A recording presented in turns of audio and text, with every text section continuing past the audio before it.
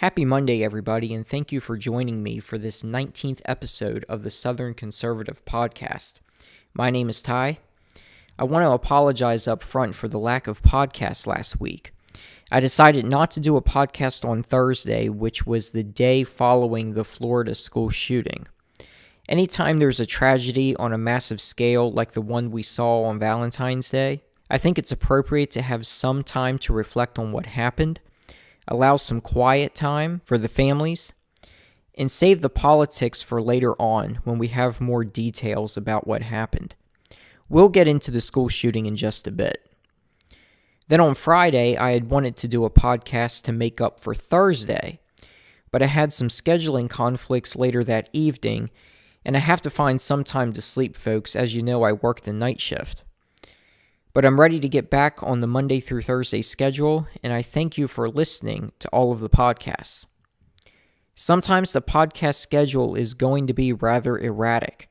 That's why it's important to subscribe to this YouTube channel. That way you know exactly when there's new material from me. All right, folks, let's get into the shooting. First, I'm going to get the gun control mess out of the way. Let's be clear on why additional gun legislation does not work. People who commit violence with guns or any other weapon or with no weapon have no regard for laws already passed. And frankly, folks, gun legislation does nothing but inhibit those who are already abiding by gun laws from lawfully obtaining weapons. But put the gun laws aside for a moment. If you deliberately kill another person, that's called murder. That's illegal. This guy killed 17 people. He broke the law 17 times. It's against the law to kill somebody. There are laws on the books about how to legally obtain a gun. For those who have committed acts of violence with an illegal gun or were unlawfully possessing a gun, they didn't care about those laws. So what gun legislation would work? You could make it against the law for people with serious mental health issues, those who are prone to being violent from owning weapons. But not every mental disorder makes someone more likely to be violent than someone who doesn't have a mental disorder. So how are we to prevent those who have a mental disorder from obtaining a weapon? And just how are we to prevent those who do have a mental disorder from obtaining a weapon illegally? Remember the Sandy Hook shooting from 2012? The guy who killed all those elementary students?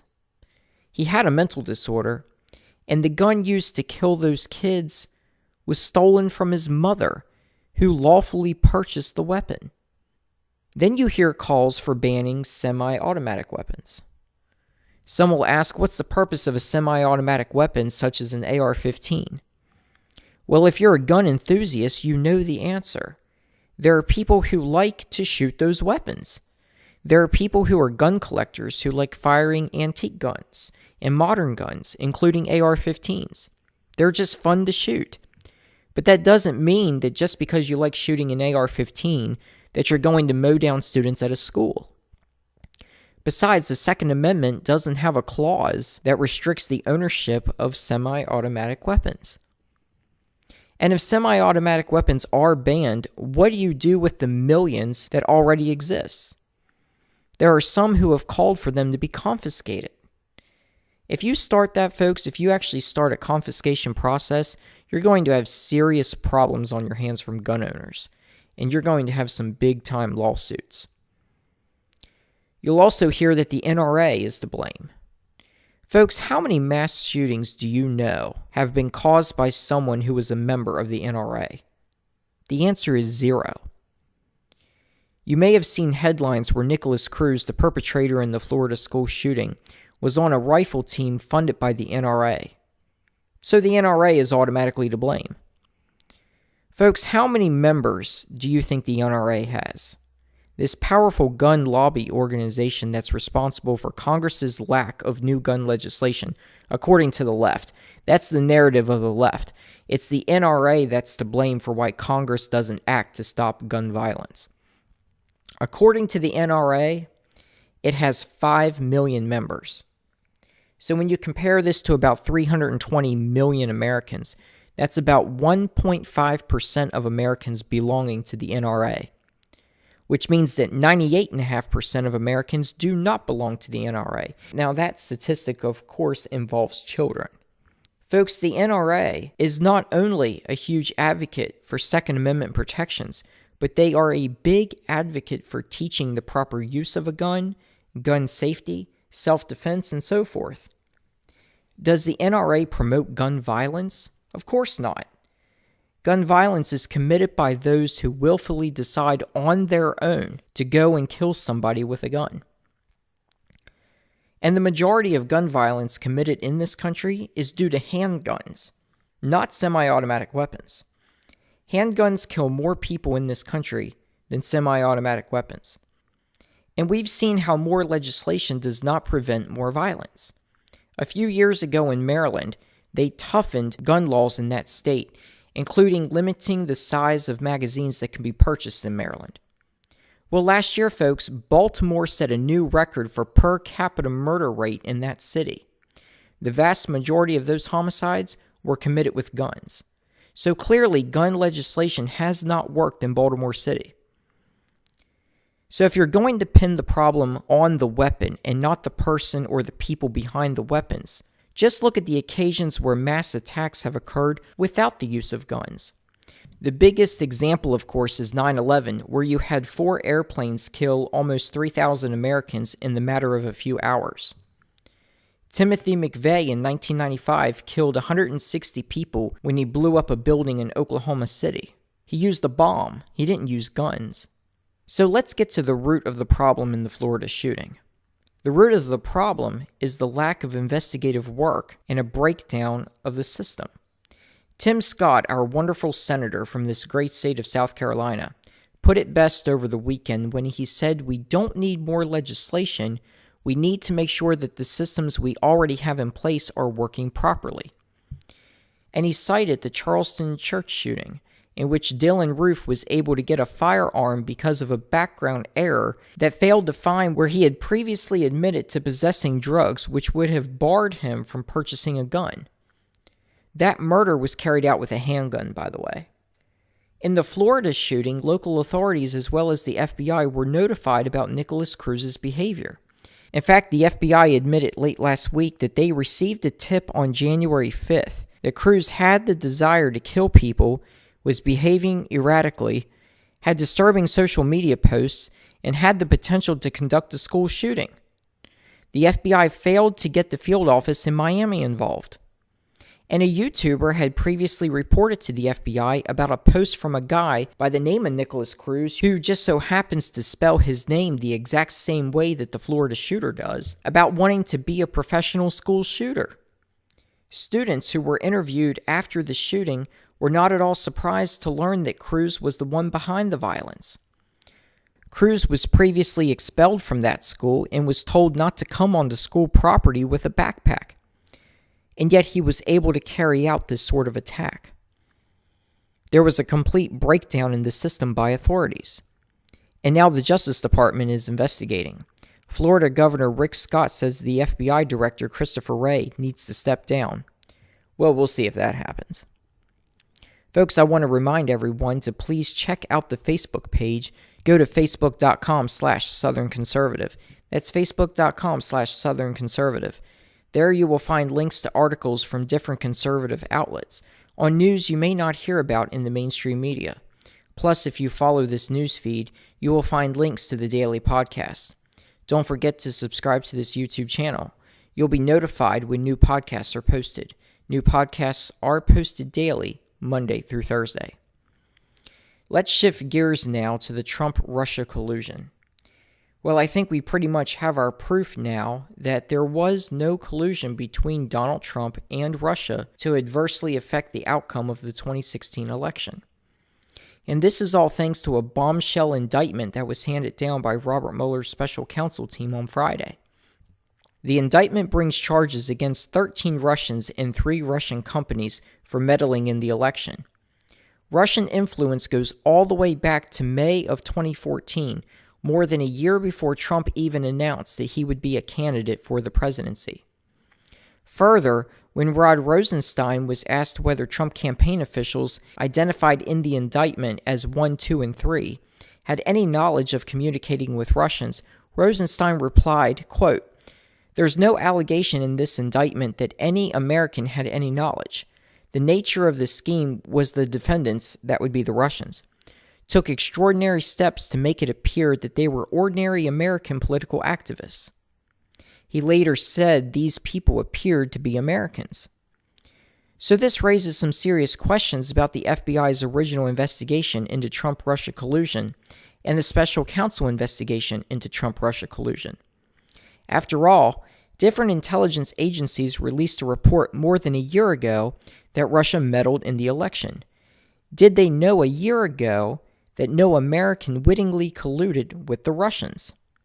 Why, then, did the FBI obtain a FISA warrant, or try to obtain a FISA warrant, to spy on Carter Page if the premise was that he met with a Russian official in Moscow? After all, Rod Rosenstein says no American had any knowledge that these people were actual Russians.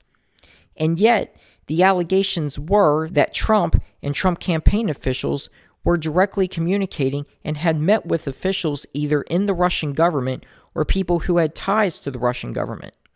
In other words, Trump and his associates were talking to and meeting with real Russians and knew that they were from Russia. On top of that, the FISA warrant against Carter Page was reauthorized 3 additional times, 4 warrants in total. And Rosenstein has his name on one of those authorizations. It would be very interesting to see how long the intelligence community was aware that no American wittingly participated with people they thought would have been Russians. Because if the intelligence community knew this back when it had released its original report, and remember folks, that entire report still has not been declassified, only parts of it have been, then what in the hell was the purpose of spying on Carter Page? Now, you could say that all of this Russian meddling included the Russian propaganda that was fed to Christopher Steele to write his dossier that was used to obtain those FISA warrants. The Grassley-Graham referral says the information came from Russian government sources inside Russia. And the FBI later fired Steele for leaking information to the media, making him an unreliable source and compromising him as an FBI informant. But the FBI still used his prior work in the dossier as a basis for reauthorizing the warrants because the FBI felt he was still credible at the time the dossier was written. Plus, the FBI never independently corroborated the information and instead relied on a news article that was also sourced by Steele. The FBI and the Justice Department have much explaining to do. But we got some good news over the weekend from Jeff Sessions. He said the Justice Department will investigate the FBI's process of obtaining FISA warrants. So we'll see what comes out of that. Plus, don't forget, folks, we have an Inspector General report coming out next month that will detail the FBI's handling of the Hillary Clinton email investigation. So stay tuned for that. That is important because there are many key players involved in that investigation that are also involved in the Trump-Russia collusion investigation and the process of obtaining FISA warrants against Carter Page. We got some new information last week that Bruce Orr, who was the Associate Deputy Attorney General during the Trump-Russia investigation, failed to disclose to ethics officials that his wife was being paid by Fusion GPS. Recall that Fusion GPS was the outfit hired by Hillary's campaign and the DNC through the law firm Perkins Coie to conduct opposition research on Donald Trump. Fusion GPS hired Christopher Steele, who at the time was an FBI informant, and wrote the dossier used to get FISA warrants. Nellie Orr, Bruce Orr's wife, was working with Fusion GPS on this oppositional research and gave her research to her husband, who then gave it to the FBI. Bruce Orr also failed to obtain a conflict of interest waiver from the Justice Department. So basically, he lied on his ethics forms, which carries jail time. We'll see if Bruce Orr is ever charged with anything. But it's just more evidence that this man, who was in communication with Christopher Steele, and Steele made known to Orr his feelings of not wanting Trump to be president. It's just more evidence that Orr wanted to take down Trump. So much so that he hid from Justice Department officials that his wife was involved in conducting research against Trump, research that he later gave to the FBI. And finally today, folks, Sara Carter had a very interesting article last week concerning past ethical violations of Andrew Weissmann. Recall that Weissmann is one of the prosecutors chosen to be on Robert Mueller's special counsel team. He is a longtime friend of Robert Mueller. There have been many instances in which Weissmann used extraordinary tactics to get convictions.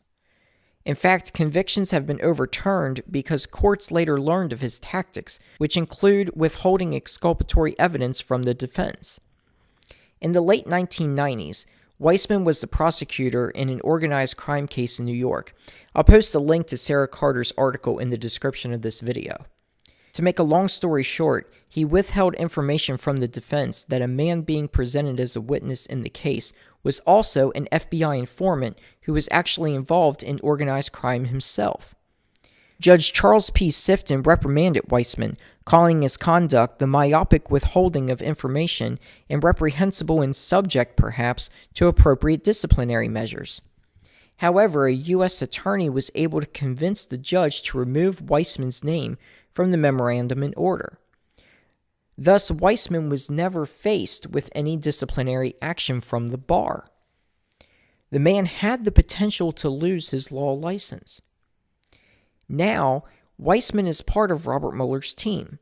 So, although this indictment that came down on Friday, in my opinion, puts Trump and his campaign in the clear of any collusion, there is no doubt that the investigation still goes on and that they will try and nail Trump on a process crime, such as obstruction of justice.